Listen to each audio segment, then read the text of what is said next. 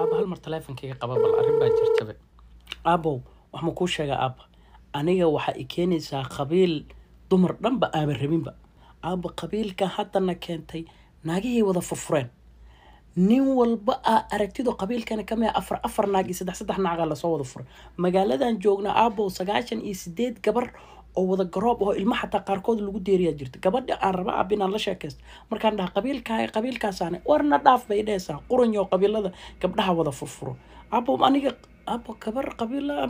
maba ku jira qabiilkan aabow saacadan laga bilaa xataa dad uma sheegaan waa ka tegay aniga adigana saana ku kala tegayna aabow qabiil raaso anna qabiila raasanaa aniga i keenaysaa qabiil naagaha dumarka wada furayo dumarba agtooda waxba aan ka ahayn aniga mustaqbal baan rabaa soo mogid aab adi naftirka ma aabow mustaqbal أنا إذا شايف ناقرة سنة أنا مستقبل بربطة حي نجا وذا كحي قبيل كان مرك أنا قبيل أو